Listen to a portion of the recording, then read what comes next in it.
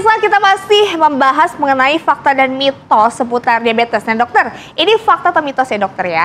Kalau katanya penyakit diabetes mellitus ini menurun secara silang. Itu fakta atau mitos sih dok? Nah jawabannya adalah mitos. Oh, mitos. Jadi diabetes itu tidak diturunkan dengan menyilang ya. Artinya bukan dari ayah ke anak perempuan atau bukan dari ibu ke anak laki-laki. Tetapi diturunkan tidak memandang gender. Oke, Gitu. Ini kan banyak banget dok yang ini kan apa kabar yang beredar ya, katanya kalau ibu nurunnya ke anak cowok, bapak ke anak perempuan. Jadi kadang-kadang tuh kayak yang anak cowoknya yang diabetes ibunya jadi kayak udah santai aja, ya. Nggak, ternyata nggak gitu ya.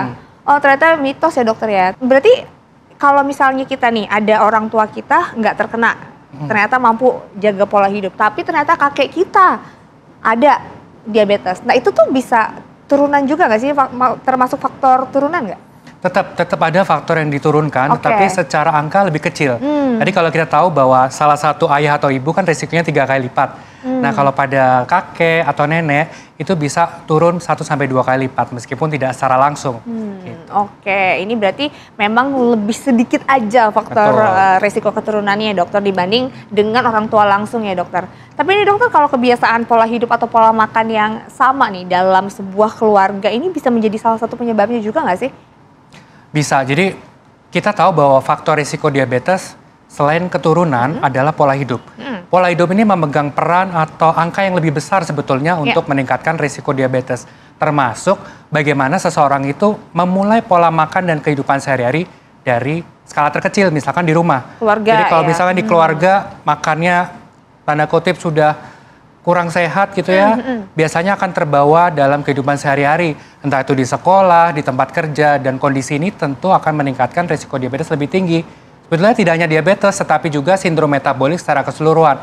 Baik itu obesitas, kemudian darah tinggi, seperti itu. Oke, ini berarti lingkungan tuh bisa di mana aja ya dokter, terutama di lingkungan keluarga. Karena kan biasanya anak-anak tuh mencontoh perilaku orang tuanya. Yes, benar banget. Jadi kalau yang punya anak kecil, jadi mulailah hidup lebih sehat ya, supaya bisa ditiru atau dicontoh dengan lebih baik. Oke, nah dokter, tapi ini benar nggak sih kalau faktor seperti ini nih, kebiasaan keluarga yang seperti ini menjadi faktor utama jadi akhirnya diabetes di Indonesia dan juga gagal ginjal dan juga stroke dok? Untuk mengatakan bahwa ini faktor utama memang agak sulit ya, karena diabetes itu lagi-lagi multifaktor. Ada banyak hal atau ada banyak peran sehingga seseorang ini menjadi diabetes. Apakah pola hidup di keluarga saja? Mungkin belum tentu. Bagaimana dia bisa menerapkan sehari-hari, apalagi kalau orang ini sudah katakanlah lepas dari keluarga gitu ya. Misalkan udah usia kuliah sendiri, peran peer groupnya, peran teman juga berperan untuk kondisi kesehatannya. Iya, tapi si diabetesnya ini juga berperan ya berarti, artinya untuk misalnya kayak bisa nanti menyebabkan gagal ginjal dan stroke dan lain-lain. Itu kalau si diabetesnya sendiri ini bisa menjadi komplikasi lebih kompleks lagi dengan misalnya kayak belum ditanganin atau terlambat menangani gitu ya dok ya? Bisa banget Intan. Jadi kalau kondisi diabetes yang tidak tertangani, kita kan kembali akan membicarakan tentang komplikasi. Nah komplikasi-komplikasi yang sudah terlambat, hingga tadi kondisi ginjal sampai gagal ginjal. Kondisi gangguan mata, retinopati itu bisa berakibat kebutaan loh. Lagi-lagi nanti akan balik ke kualitas hidup. Oke dokter, tapi ini bisa dicegah nggak sih dok hal-hal seperti ini? Bisa, justru itu menjadi salah satu tantangan buat kita semua, terutama generasi muda untuk bisa hidup sehat, melakukan pencegahan terhadap diabetes, dan yang paling penting adalah bisa berpengaruh terhadap orang sekitar untuk hidup jauh lebih sehat. Nah dokter, kan kita berbicara mengenai bagaimana faktor resiko dari keturunan ya untuk diabetes mellitus ini. Nah dokter, berarti kalau misalnya kita udah punya resiko faktor keturunan, ini udah nggak boleh dong makan yang manis-manis, minum manis-manis dok? Memang betul bahwa kita harus mengurangi makanan yang manis-manis, mungkin makanan juga yang berlemak. Tetapi bukan berarti tidak boleh sama sekali. Kita bisa ganti gula kita sehari-hari dengan gula rendah kalori supaya alternatifnya bisa lebih sehat. Oke, asik dokter. Berarti kita bisa tetap menikmati ya dokter ya. Betul banget. Makasih banyak dokter, informasinya luar biasa. Oke, sama-sama Intan. Kayaknya harus balik nih karena mau ada acara berikutnya. Mudah-mudahan kita bisa ketemu di event selanjutnya. Siap dokter, terima kasih. Selamat bertugas dokter. Nah pemirsa, untuk memutus rantai warisan diabetes mellitus selain gaya hidup dan kontrol gula darah teratur agar kualitas hidup tetap terjaga, Intan juga mau bagi tips nih gimana supaya bisa tetap makan dan minum yang manis tanpa rasa khawatir. Ikutan yuk!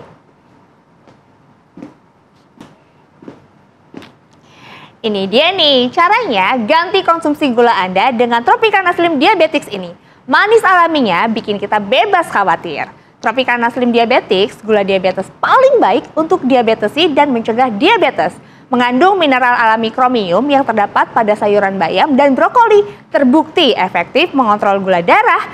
Dalam setiap sajiannya, Tropicana Slim Diabetics ini 0 kalori. Jadi diabetesi dan keluarga nggak perlu khawatir gula darah meningkat. Tropicana Slim sudah dipercaya selama lebih dari 50 tahun oleh masyarakat Indonesia untuk dinikmati diabetesi dan keluarga.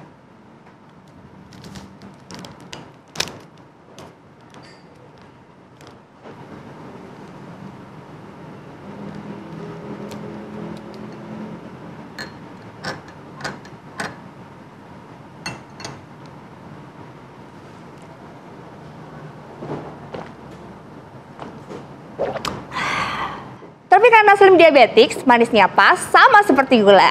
Tropicana Slim Diabetics tersedia di minimarket, supermarket, dan e-commerce kesayangan Anda. Karena manisnya hidup, kita yang tentukan. Cegah diabetes dari sekarang dengan Tropicana Slim.